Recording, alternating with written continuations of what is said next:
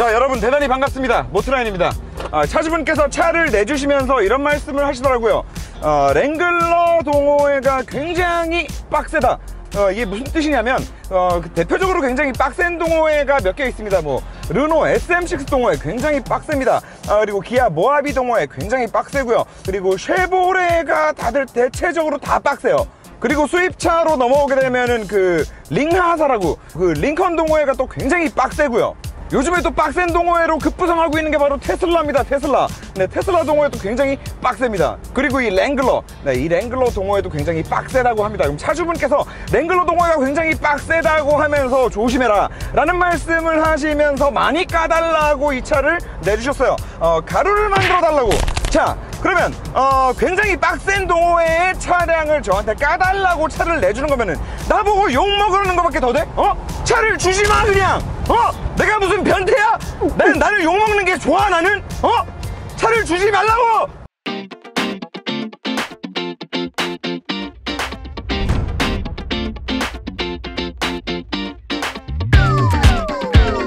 자, 여러분 지프 랭글러 신형입니다. 그리고 그 신형 랭글러 중에서도 지금 이 녀석은 윌리스 에디션이에요. 그리고 이 윌리스 에디션을 한글로 번역하게 되면 네가 무엇을 상상하든 그 이상의 깡통을 보여줄 테니까 그냥 싼 맛에 타라 입니다. 그리고 이렇게 싼 맛에 타라 라고 하면서 차를 팔아도 열성적으로 환호하면서 이 차를 구매하시는 분들이 이렇게 많다라는 얘기는 아까 제가 동호회 말씀도 드렸지만 그만큼 이 차량은 매니악한 차량이고 그만큼 또 이 매니아층이 두터운 차량이다 라는 얘기가 될 것 같습니다. 자, 이 랭글러의 윌리스 에디션이 왜 한국으로 번역했을 때 무엇을 상상하든 그 이상의 깡통을 보여줄 테니까 그냥 싼 맛으로 타라 라는 말이 되냐면 대표적으로 지금 이 차량은 에디션 버전임에도 불구하고 일반 랭글러에 비해서 무려 1000만원 이상이 쌉니다. 그래서 5,090만원이 소비자가고 차주분께서는 100만원을 할인받으셔서 구매를 하셨는데 무려 4천만원 후반대에 굉장히 빅사이즈의 그 전통이 있는 미국 전통 오프로드 SUV다. 자, 그래서 도대체 이 윌리스 에디션에는 원래 있는 뭐가 그렇게 빠져있냐, 뭐 별거 아니라고 생각하실 수 있습니다만 네, 시트가 직물 시트입니다. 직물 시트. 네, 이 직물 시트가 있고요. 뭐 열선 핸들 이런 거 당연히 없습니다. 기대하시면 안 되죠. 왜냐? 열선 시트도 없거든요. 그럼 열선 시트가 없고 직물인데 통풍 시트는 있냐? 당연히 없죠. 그러면 뭐 크루즈 컨트롤 작동 시에 앞차와 거리 유지는 되냐? 안 됩니다. 그럼 뭐 차선 이탈 방지는 되냐? 안 됩니다. 차선 중앙 유지는 되냐? 안 됩니다. 오토 홀드 뭐 그딴 것도 없습니다. 그냥 싼 맛에 이 랭글러의 감성을 느끼면서 정말 딱 필요한 것만 넣어줄 테니까 이런 클래식한 맛에 타라. 네, 그 지프 사이트 들어가니까 이 깡통 옵션을 어찌나 또 이렇게 이쁜 말로 표장을 잘 해놨는지 클래식한 에디션이다 라고 얘기를 하더라고요. 클래식하게. 아니 아예 클래식으로 갈 거면은 여기 이 화면까지 다 그냥 빼버려. 이 인포테인먼트 디스플레이라고 말하기도 좀 뭐하고, 이거는 무슨 용도로 쓰는 건지 잘 모르겠는 이 디스플레이. 차라리 그냥 이것까지 다 빼는 게 나을 뻔했다. 뭐 아무튼 그런 차량이에요. 자, 그런데 괜찮습니다 여러분. 원래 랭글러는 딱 두 가지를 보고 타는 겁니다. 여기서 이 두 가지를 보고 타는 거라고 말씀드리는 거에 이 차량이 가지고 있는 오프로드 성능은 말씀드리지 않을 겁니다. 물론 진짜 이 차는 정말 뼛속까지 아직까지도 오로지 오프로드만을 위해서 만들어진 차량이기는 하지만 그래도 저는 이 차량의 오프로드 성능을 이 차량의 구매 포인트로 말씀드리진 않을 겁니다. 왜냐? 아무리 이 차량이 대단한 오프로드 성능을 가지고 있다고 하더라도 이 차를 타고 이 차의 오프로드 성능을 다 끌어낼 수 있을 정도로 바위를 넘어 다니시는 분들은 진짜 뭐 0.1%밖에 안 될 거기 때문에, 그리고 바위를 넘어 다니지 않는 이상 어지간한 험로는 요즘 나오는 대부분의 SUV들이 잘 다니기 때문에. 자, 그러면 이렇게 5천만원씩이나 받아 먹으면서도 깡통인 이 차를 구매해야 되는 구매 포인트 두 가지가 뭐냐? 자, 제가 꼽은 그 두 가지 중에 첫 번째, 바로 이 디자인과 이 디자인에서 주는 유니크함이에요. 사실 이 부분은 G바겐과도 좀 일맥상통하는 부분인데, 사실 G바겐도 그 수십 년 전에 나온 디자인을 계속 현대적으로 일부분만 계속 터치해서 재해석해서 계속해서 신형을 만들어내는데, 그 고유의 아이덴티티를 잃지 않으면서 계속 세련되게 다듬어 왔단 말이죠. 이 랭글러도 저는 마찬가지라고 봅니다. 누가 봐도 랭글러야. 누가 봐도 랭글러야. 신형이 나와서 아, 저 차는 새로 나온 무슨 차야, 누가 신형이 나왔다라고 얘기해주지 않아도 이 차를 그냥 길바닥에서 보면 랭글러구나 라는 거를 누구나 쉽게 알아볼 수 있습니다. 그리고 지금 이 녀석의 네이밍 윌리스라는 차량을 한번 보시더라도 이 랭글러의 근간은 군용차에 있습니다. 그 군용차의 이미지, 남성미가 진짜 물씬 풍기는 그런 이미지, 그런 디자인을 아직까지도 계속 가지고 오고 있다 보니까 진짜 도로에서 한눈에 확 들어오는 독보적인 비주얼을 가지고 있는 것 같습니다. 이게 첫 번째예요. 디자인이 첫 번째. 자, 그리고 두 번째는 바로 이 랭글러에서만 맛볼 수 있는 이 높은 차고에서 즐기는 오픈 에어링.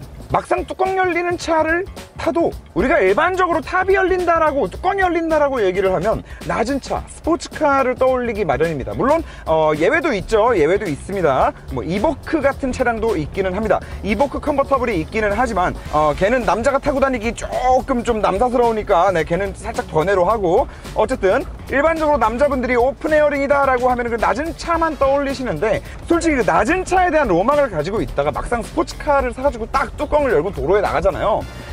그러면 저도 마찬가지였고 상당히 쪽팔립니다. 그래서 저 같은 경우에도 그 R8 스파이더를 가지고 있을 때 뚜껑을 까고 다니는 거는 주로 이제 주말에 외곽으로 나가서, 아니면은 밤에 차 많이 없는 시간에 드라이빙 할 때, 그때 진짜 오픈 에어링을 즐기기 위해서 잠깐씩 열었었는데, 지금 이 랭글러 같은 경우는 기본적으로 SUV이기도 하지만 프레임 바디잖아요. 프레임 바디. 우리 디스커버리2 똥차 고치기 할 때 여러분들 다 보셨죠? 프레임 바디. 프레임하고 바디가 합쳐진 차. 거기에 더러운 승차감은 덤. 오케이? 아무튼 이 프레임 바디다 보니까 다른 일반적인 SUV보다도 이 시야 자체가 더 높아요. 시트 포지션 자체가 높다는 얘기입니다. 다시 말해서 이 차는 대낮에 이렇게 그냥 뚜껑을 까고 다녀도, 이렇게 뚜껑을 홀로던 까고 그냥 시내 주행을 하더라도 옆차의 시선, 도로에 있는 사람들의 시선, 진짜 내 차 안이 훤히 들여다보이는 그 시선이 부담스러울 필요가 전혀 없다는 얘기고, 얼굴이 노출될 일도 극히 적어진다는 얘기죠. 그러면서도 내가 원할 때는 언제든 이렇게 바깥 바람과 햇살을 맞으면서, 자연을 느끼면서, 매연을 먹으면서 언제든, 눈과 비만 아니라면 이 오픈 에어링을 데일리로 즐길 수 있는 차다. 여기에 하나 덧붙여서 이 랭글러가 뚜껑을 깠을 때 이 모습은 말이죠, 사실 제가 G바겐을 사기 이전에 랭글러를 사려고 많이 알아봤어요. 제가 그때 랭글러에 꽂혔던 이유는 지금 보고 계시는 이 사진 한 장 때문인데, 베컴이 까만색 랭글러를 살짝 튜닝해서 뚜껑을 딱 까고 지나가는데, 와, 진짜 저는 랭글러라는 차를 이쁘다고 생각해 본 적이 없는 사람인데, 이렇게까지 뚜껑을 깠을 때 이미지가 180도 바뀌면서 너무나 멋있어지는 차가 진짜 또 있을까? 그리고 랭글러가 지금 이 뒤에 열리는 탑이 종류가 여러 개인데, 특히나 이 하드탑으로 열리는 애는 물론 그 하드탑을 떼가지고 보관할 곳이 있어야 된다라는 단점이 좀 있기는 하지만, 그리고 얘 같은 경우에는 좀 아무리 힘들어도 갑자기 비가 온다 그러면은 뭐 어떻게든 뚜껑을 혼자 닫을 수는 있는데, 하드탑 같은 경우에는 혼자 하는 게 거의 불가능하다라는 단점이 있기는 하지만, 그 하드탑을 까고 다녔을 때 그 간지는 진짜 이 소프트탑보다도 또 더 멋있는 것 같기도 하고요. 그래서 두 번째가 바로 이겁니다. 뚜껑이 까짐으로써 이 가뜩이나 유니크한 랭글러의 디자인을 한껏 더 멋지게, 한껏 더 유니크하게 만들어주고, 그리고 데일리로 언제든 편하게 쪽팔리지 않게 오픈 에어링을 즐길 수 있다는 점. 이 두 가지. 랭글러를 구매하시는 분들은 딱 이 두 가지만 알고 계시면 됩니다. 딱 이 두 가지. 딱 이 두 가지 외에 다른 뭐라도 랭글러를 사야 되는 이유를 갖다 붙인다 라고 하면, 혹시라도 이 영상을 여자분들이 보신다 라고 하면 남자친구나 뭐 남편분들이 랭글러를 얘기하면서 방금 이 두 가지 이쁘고 뚜껑 열린다라는 장점 외에 뭔가를 얘기하면서 이 차를 구매하자고 얘기를 한다라고 하면은 전부 다 그거는 합리화입니다. 절대 듣지 마십시오. 네, 구라입니다. 구라. 정말 제가 장담하는데 이 유니크하고 이쁘고 뚜껑 열리고 오픈에어링을 데일리로 즐길 수 있는 이거 말고는 정말 아무런 장점이 없는 거니까 제발 나머지 장점들은 얘기도 하지 말고 듣지도 하지 마시고 딱 이 두 가지만 보고 이게 납득이 되면은 구매를 하셔도 되는 차량이라는 말씀을 드리는 겁니다. 제발 부탁드립니다. 다른 이유들은 생각하지 마십시오. 제발 부탁입니다. 알콘 보고 오실까요?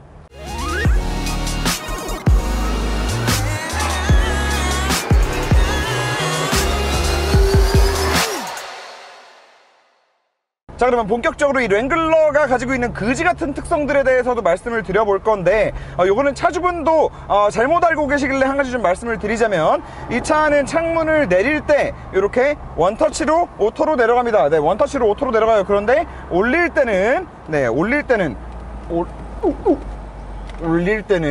네, 이렇게 누르고 있어요. 올릴 때는 오토가 작동이 안 됩니다. 이거는 G바겐도 마찬가지였어요. 자, 이거는 랭글러나 G바겐이 옵션을 뺀 게 아니라 그 나름대로의 곤조, 이 차는 오프로드용 차야 라는 그 곤조 때문에 발생한 현상입니다. 내려가는 거는 그렇다 쳐도 네, 올라오는 게 자동으로, 혹시라도 버튼이 잘못 눌려서 자동으로 올라와 버리게 되면 오프로드 할 때는 또 가뜩이나 차가 좌우로 크게 흔들릴 거 아닙니까? 그런 상황에 자동으로 혹시라도 눌려서 창문이 올라가 버리면 네, 그 바퀴 어디에 꼈나 이렇게 모가지를 내밀고 있다가 창문이 올라와 버리는 이런 좀 대참사가 일어날 수 있기 때문에, 요거는 안전 문제 때문에 이런 오프로드, 뼛속까지 오프로드를 지향하는 차들은 네, 이 오토 윈도우가 아래로 내려갈 때만 작동하고 네, 위로 올라올 때는 이렇게 네, 수동이라는 거, 네, 그러니까 요거는 욕하시면 안 됩니다. 이거는 옵션 때문에 빠진 건 아니에요. 자, 제가 전에 G바겐 때도 말씀드렸지만 지금 얘도 마찬가지입니다. 얘는 프레임 바디예요. 프레임 바디에 굉장히 큰 바퀴를 사용하고, 그리고 굉장히 큰 덩치 큰 바디를 그 프레임 위에 올려놨습니다. 그리고 앞뒤의 서스펜션 구조는 앞뒤가 전부 다 리지드 엑셀입니다. 리지드 엑셀에다가 거기에 하나 더, 얘도 마찬가지로 이 스티어링을 바퀴에 전달하는 방식이 네, 렉앤피니언, 요즘 차들이 사용하는 렉앤피니언이 아니라 웜기어를 사용한 방식이에요. 웜기어 방식. 그 웜기어를 사용한 방식에도 뭐 종류가 여러 가지가 있습니다만, 일단 이 웜기어 방식으로 통일해서 말씀을 드리겠습니다. 자, 그리고 이 웜기어, 구닥다리 웜기어 방식을 사용함으로 인해서 얘네들은 뭘 만들려고 했냐, 결국에는 이 스티어링 조향의 유격을 만든 겁니다. 일부러 만든 거예요. 자, 보세요. 달리고 있는데 핸들을 까딱까딱 걸어도 차가 움직이지 않습니다. G바겐과 마찬가지로 고속에서 코너를 감는다. 고속에서 코너를 감고 나면 차가 제자리로 돌아오고 나서 카운터를 쳐줘야 됩니다. 그냥 원래 우리가 알고 있는 일반적인 자동차들처럼 내가 아주 살짝만 핸들을 움직여도 내가 움직인 만큼 차가 정확하게 움직여줄 거라고 생각하시면 안 됩니다. 이거는 차를 잘못 받는 게 아니라 이 차의 태생이 그렇고, 아까도 계속 말씀드리지만 이 차의 근간이 오프로드 차량이기 때문에 그렇습니다. 지금 이런 좌코너 하나만 돌고 나서도 핸들을 바로 그냥 정렬로 한번 딱 만든다 그러면 차는 다른 방향으로 가고 있을 겁니다. 몇 번 핸들을 왔다 갔다 하면서 자리를 잡아줘야 됩니다. 그게 다 이 유격 때문에 발생하는 일인데, G바겐도 마찬가지였지만 얘네가 이걸 도대체 왜 이렇게 만들었는지를 우리가 이해할 필요가 있습니다. 일반적인 렉앤피니언 기어를 사용하는 방식의 차량들의 스티어링은 아주 조금의 요철, 아주 조금의 노면 충격만 오더라도 그게 핸들로 피드백이 옵니다. 그리고 또 도로 지형으로 인해서 바퀴가 살짝이라도 타각이 들어간다라고 하면 핸들도 그 즉시 굉장히 민첩하게 함께 움직여주게 됩니다. 그런데 만약에 그런 스티어링의 느낌을, 그런 시스템을 이런 오프로드 차량, 진짜 여러분들이 알고 그냥 흙밭을 다니는 게 오프로드가 아니라 진짜 막 좌우 바퀴가 막 30~40도씩 꺾이는 이런 돌멩이를 타고 넘어야 되는 그런 지형을 다닌다라고 생각을 했을 때, 차가 순간적으로 어떤 큰 요철을 지나가거나 올라가거나 바위에 올라갔다가 툭 떨어질 때 스티어링이 그 바퀴와 직결되어서 굉장히 민첩하게 움직여 버린다면 핸들을 잡고 있는 손이 다칠 수도 있고, 그만큼 그런 극한의 험로를 탈출하는데 오히려 더 어려움으로 다가올 수밖에 없을 겁니다. 네, 바로 그 이유 때문입니다. 그 이유 때문에 이런 데드존이 만들어졌는데, 결국에는 이 데드존이 일상 영역에서 우리가 주행을 할 때 하다못해 여러분들 고속도로 톨게이트 하이패스를 지나갈 때 아직도 그 하이패스 차로 자체가 굉장히 좁은 곳이 많단 말입니다. 그런데 그런 데를 지나가면서 혹여나 속도를 늦추는 거를 깜빡하고 조금 과속해서 지나간다 라고 했을 때는 진짜 심장이 쫄깃해질 정도로 스티어링을 나는 분명히 움직였는데 차는 안 움직이는 거야. 그래서 거기서 당황해서 한 번 더 꺾으면 또 다시 돌아오는데 반대로 그만큼 또 크게 꺾어줘야 되고, 고속도로를 달리는 도중에 핸들을 미친듯이 이렇게 움직여야 되는 상황이 생긴다는 거죠. 결국에는 일상 영역에서 주행을 할 때 이 웜기어 방식의 스티어링 기어는 주행 안정성을 해치는데 굉장히 좀 큰 역할을 합니다. 그냥 고속도로에서 직진 주행을 할 때뿐만 아니라 그냥 차선 변경 하나만 해도, 뭐 옆에서 갑자기 차가 끼어들어서 긴급 회피를 하는 상황에도 마찬가지고, 계속해서 그냥 핸들을 한번 탁 쳐주고 끝나는 게 아니라 계속해서 카운터를 쳐주듯이 차를 자세를 잡아줘야 된다는 얘기고, 이거는 운전을 하면서 운전자한테 그 굉장히 좀 피로감이 쌓이게 할 수밖에 없는 그런 요소라고 할 수 있겠습니다. 한마디로 안전운전에도 굉장히 큰 위협이 되는 요소고, 운전자가 피로감을 느낄 수밖에 없는 굉장히 그지 같은 구조다. 거기에 하나 더, 리지드 엑셀, 그 G4 렉스턴에도 들어가 있고 G바겐에도 들어가 있는 그 리지드 엑셀, 그 리지드 엑셀이 얘도 지금 앞뒤로 들어가 있는데, 일반적으로 우리가 생각을 해보면 앞쪽에 디퍼렌셜이 있고, 그리고 양쪽 서스펜션을 잡아주는 링크들이 따로 분리되어 있습니다. 그 상황에서 좌우를 묶어주고 있는, 좌우의 텐션을 잡아서 차량의 롤을 제어해주는 거는 그냥 요만한 두께의 스테빌라이저, 스웨이바, 그거 하나만 가지고 차량의 롤을 잡게 된단 말이죠. 그렇기 때문에 롤을 최소한으로 잡으면서도 승차감을 확보를 하는 겁니다. 그런데 얘는 지금 계속해서 말씀드리지만 태생이 오프로드입니다. 그래서 오프로드 차량을 얘기할 때 이렇게 진입각이라고 얘기하는데, 이런 진입각을 만들기 위해서, 그리고 또 도를 타고 다니면서 이 뭐 프로펠러 샤프트부터 시작해서 많은 부품들을, 많은 구동계 부품들을 보호하기 위해서는 이런 식으로 일반 차들처럼 프로펠러 샤프트가 노출되어 있는, 양쪽의 링크가 따로따로 서스펜션을 잡아주고 있는 그런 구조가 아니라 그냥 쇠파이프 하나 무식하게 박는 거 말고는 답이 없는 겁니다. 이렇게 그냥 쇠파이프 하나 무식하게 하나 딱 갖다 박아 놓는 게 최선의 방법인 거죠.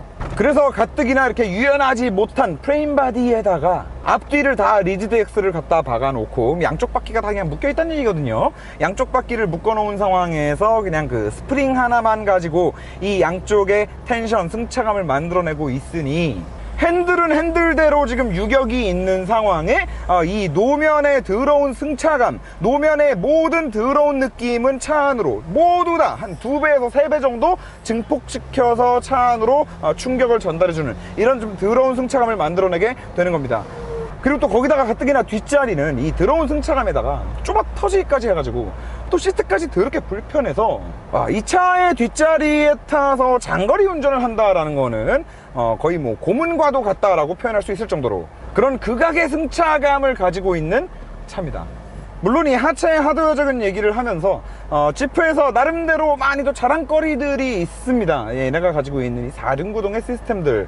지금 랭글러에는 2가지 종류의 4륜구동 시스템이 들어가는데, 그냥 뭐 쉽게 구분지어서 얘기를 하자면, 지금 여기 들어가 있는 이 4륜 같은 경우에는 따로 2륜 주행 모드가 가능한 4륜이고, 얘보다 좀 더 하드코어한 버전, 루비콘부터 들어가는 락트랙이라는 또 4륜구동 시스템이 있는데, 실제로 정말 그런 막 도를 타고 넘고 그 오프로드를 다닐 때 굉장히 좀 유용하게 사용할 수 있는 그런 좀 진보한 4륜구동 시스템이 들어가 있기는 하지만, 걔는 4륜구동 풀타임이고, 그렇기는 하지만 지금 이 녀석을 타시나 그 락트랙, 풀타임 4륜, 루비콘부터 들어가는 그 시스템을 타시나, 어차피 대부분의 99.9%의 이 랭글러를 타시는 분들은 한국에서 이런 온로드 주행만 하실 거기 때문에 그거는 이렇게 깊게 말씀드리지는 않겠습니다. 그리고 이 차량의 승차감을 얘기하는 데 있어서 그 4륜구동 시스템을 들먹거리면서 합리화를 해줘서도 안 된다는 생각 또한 하고요. 자, 어쨌든 진짜 정말 아주 작은 요철에도 차 전체가 요동칩니다. 그리고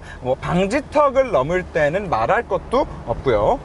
그런데 문제는 이런 뭐 방지턱 같은 경우에야 아까도 말씀드렸듯이 이 디자인, 오픈에어링의 감성적인 부분들, 이런 것들이 너무나 강력한 차다 보니까 다 이해하고 넘어갈 수 있습니다. 천천히 다니면 되거든요. 그런데 문제는 이런 굉장히 좀 잔요철까지 차 안으로 증폭시키는 게 고속주행을 하면서도 계속된다는 거겠죠. 정말 이 차를 타고 내가 원래 다니던 길, 내가 원래 다니던 고속도로, 내가 원래 다니던 뭐 순환도로, 그냥 일반 도로, 이런 도로들을 다니시다 보면 와, 내가 다니던 이 길의 포장 상태가 이렇게까지 더러웠었나, 이렇게까지 안 좋았나 라는 생각이 드실 정도로 정말 평소에는 느껴보지 못했던, 평소에는 단 한 번도 느껴보지 못했던 그런 요철들까지 차 안으로 계속 불쾌한 충격으로 들어오는 거를 경험하실 수 있게 될 거다. 자, 다만 한 가지 다행인 부분이 있다면 파워트레인인데요. 엔진 같은 경우에는 이 FCA 그룹에서 널리 사용하는 2.0L 2000cc 터보 엔진인데, 지금 이 큰 덩치에 들어가서 차를 끌고 다닌다라는 거를 감안하고 생각을 해봤을 때 굉장히 터보렉도 없고 꽤나 지금 이 무겁고 둔한 차를 경쾌하게 가속시켜주기는 합니다. 그리고 미션 같은 경우도 이거를 ZF8단이라고 설명하시는 분들이 있는데, 엄밀히 따지면 ZF8단의 라이센스를 받아서 자기들이 만들어서 쓰는 미션입니다. 그렇기 때문에 정식 미션 코드네임도 다르고 모델명도 달라요. 그리고 로직도 다릅니다. 그 오리지널 ZF8단에서 주는, 특히나 그 ZF8단이 BMW에 들어갔을 때 주는 진짜 뇌를 센싱하고 있는 것 같은 이런 똑똑한 로직을 보여주지는 않습니다. 다시 말해서 가속이 필요한 상황에 악셀에 발을 댔을 때 정확하게 운전자가 지금 얼마만큼의 가속을 원하는구나 라는 거를 빠르게 캐치해서 그에 맞는 단수, 그에 맞는 토크가 최대한으로 나오는 구간에 빠르게 변속시켜주는 거는 사실 거의 찾아보기가 힘들고, 대부분의 가속이 필요한 상황에서 악셀을 조금은 좀 깊게 밟아줘야 시프트다운이 되는, 그래서 ZF8단이 들어간 차들에 비해서 로직 자체는 많이 멍청하기는 하지만 그래도 하드웨어적으로 그 ZF8단의 라이센스를 받아가지고 만든 미션이니만큼 그 변속될 때의 충격은 거의 찾아보기 힘들어요. 변속 속도도 뭐 부드러우면서도 준수한 편이고요. 가속, 악셀.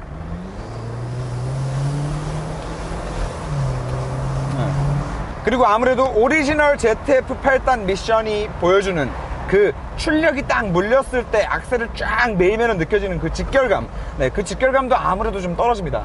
아무튼 이거 ZF8단은 아니니까 미션에 대한 큰 환상은 가지시면 안 된다. 하지만 엔진은 상당히 준수하다. 뭐 내구성에 대해서는 잘 모르겠다. 와, 근데 진짜 이 날씨에 이거 통풍 시트라도 있었으면 참 너무 좋았을 텐데 너무 아쉽습니다. 진짜 너무 아쉬워요. 그리고 정확히는 아쉬운 걸 좀 뛰어넘어서 괴롭습니다. 자, 랭글러 이런 차입니다. 자, 이 차 구매를 고려하시는 분들, 제가 앞에서도 말씀을 드렸지만 딱 그 두 가지만 생각하시면 됩니다. 하지만 그 두 가지의 매력이 본인에게 너무 크게 다가온다. 그리고 저한테는 실제로 크게 다가옵니다. 뭐 파워트레인이고 뭐 지랄이고 승차감이고 나발이고, 이 유니크한 디자인, 이 뚜껑을 까고 다닐 때 이 프라이버시가 보호가 되면서도 오픈 에어링을 즐길 수 있다는 거, 이 두 개가 너무 크게 와닿는다라고 하면 사실 그 두 개만으로 이 차를 살 이유는 충분하다고 봅니다. 거기에 하나 더 나아가서 뒤에 트레일러를 끌고 다니신다던가, 실제로 캠핑을 좀 오지로 많이 다니신다던가, 아니면 정말 실제로 산을 타러 다니신다던가 하시는 분들은 뭐 이건 의심의 여지가 없는 차입니다. 대안이 없는 차입니다. 그리고 그만큼 유니크한 차고, 그만큼 유니크한 차기 때문에 그만큼 많은 팬덤을, 그만큼 많은 강력한 팬덤을 가지고 있는 차라고 생각을 합니다. 자, 그렇기 때문에 그 두 가지만 생각하시고 이 차를 구매하시면 되겠다. 그리고 다시 한번 또 뽐뿌가 옵니다. 이 베컴이 타던 이 까만색 랭글러, 이거 다시 한번 좀 도전을 해볼까? 오늘 리뷰 끝나고 또 오랜만에 중고 매물을 좀 뒤져봐야 될 것 같습니다. 자, 다음 영상 또 재미있는 차로 찾아뵙겠습니다. 오늘도 시청해 주셔서 대단히 감사합니다, 여러분. 안녕.